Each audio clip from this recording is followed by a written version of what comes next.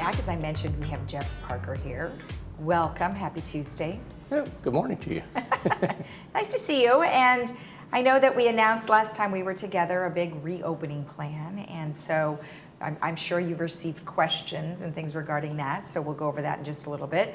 But let's go ahead and go over our COVID numbers since we can. Quickly, and with good news, continued Yes. good news. Only 19 cases reported yesterday in Orange County. 0 fatalities, which is obviously really good news. Our tests continue to be over 5,000, so we'll see on the next numbers that come up how important that is. But again, I've always focused on this.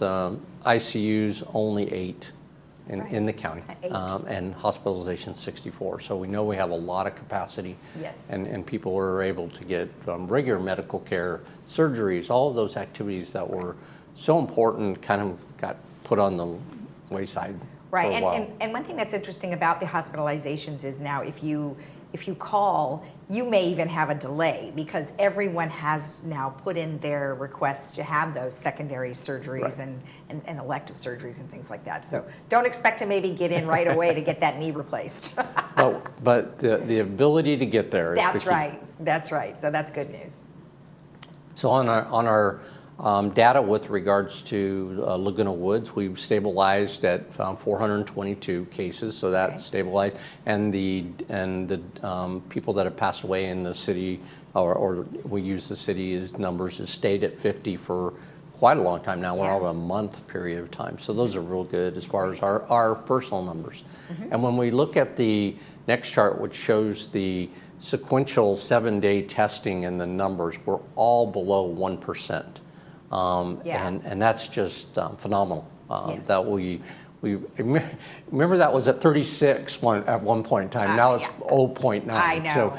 So that just shows that the vaccination process in California has been so effective. And I did want to mention that it's been so effective that Orange County announced that 2 days ago, basically at the beginning of the week, that they were going to discontinue some of their large site as far as vaccination. They're going to go to the more centralized decentralized mobile vaccination sites using Rite Aid, using CVS, using a lot of those type of facilities along with doctor offices as opposed to centralized sites. So if you're going to make an appointment, we still want you to do that. But they're going to spread it out with regards to where you can go and give them more flexibility. So that's, I think, a positive sign that they don't need to have these big super sites anymore.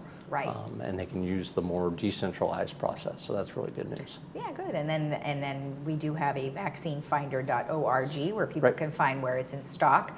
And I'm sure it's readily available that I'm aware of. So you guys can get your appointments most likely the same day. Sounds great. That is. Good. And then you've got some other information regarding the announcement.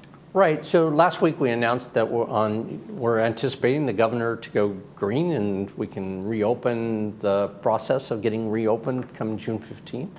So we're in the midst of doing that. We're looking at now Clubhouse 1, 2, 4, 5 as being the kind of the focus on June 15th. And then ultimately we'll expand for 7 and 6 down the road. And obviously Clubhouse 3, once it gets renovated, back having that open probably in September is what we're shooting for. All right. But with regards to, I think one of the things I wanted to mention again, with regards to pools, only pool 2 will need a reservation. And that's the lap pool. So we're going to continue that. There will be some modification with regards to hours, and we'll be getting that information out to people, make sure everybody understands that here are the hours. Same thing at the community center here. We're going to go where we were doing half-day appointments for people to see resident services and manor alterations. We're expanding that to a full day. And it'll be 8 to 4 to make those reservations, and we want people to make reservations to come in. It's not that we won't be open, the community center will be, but if you just walk in and don't have an appointment, you may have to wait because we're going to continue to set these up just like a doctor's office in a sense to make it more efficient with regards to our operation and handling people's concerns. Right. Now, I guess the question also would be, we do have other availability here in the community center. We have the PC and the Mac Club, and then we also have the tabletop tennis. So will they also require some sort of reservation or ActiveNet? They won't.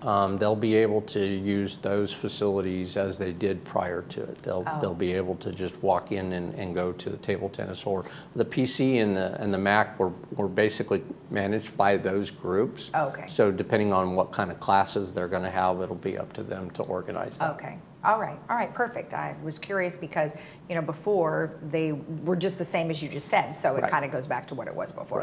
Right. Okay. The only other thing I wanted to mention was guests. Because of the scenario right now, it's going to be 15 and older for guests relative to the pools. Okay. And then there won't be any guests at this point in time with regards to golf. And that's because golf is basically all booked up by our full, yeah. residents. Mm-hmm. Now, we believe that once we reopen and get into a cycle of having facilities open and other activities, that maybe some of our golf reservation, which has been fully capacity taken, will lessen up. And at that point in time, we're working with the golf group and our boards to, at that point in time, we would allow for guests to be part of the golf process. Right. Well, you're right, because clubs will then be meeting again, and like you said, other activities are open, so they might switch it up. Right. So, we're hoping so. I know. I can't believe it. People are playing that much golf. I guess they love it. And well, it's been really good because one, we had narrowed down the timeframes, obviously, because we had the distancing requirements. Yeah. But now that we're back into full operation, it's been amazing that we've been basically booked all day with our residents. And that's because it's an outdoor activity. Sure. And so it's good to see that happening, and we'll take a look at it and make sure that we master this thing with regards to bringing guests in eventually. Okay, good. Now, your announcement that you made last week was available via eBlast, and it is also located on the website. And where is that on the website? I think we're going to have it in recreation for sure, Okay, because great. that's where most Right. of the information is going to come, with all the clubhouses and the pools and Okay. everything like that. So you just go into that link. Go to recreation. Okay, so that's amenities, recreation, and they can scroll down and see all the availability. Exactly. All right, perfect. Anything else? Well, we've been, I just want to mention and thank all the boards and everything. We've been working with them on their budgets and got through our first round of budget presentations. We have one more with GRF coming up on the 14th, and then we'll be preparing all of that, gathering all that, putting it back into place and getting ready for our July presentations to the boards. Wow, it's been a long process. Yeah, it's been very good though, because it's very detailed and very time consuming with regards to making sure that the boards have all the information they need to make the decisions they want to go forward on. Okay, well, perfect. Well, thank you.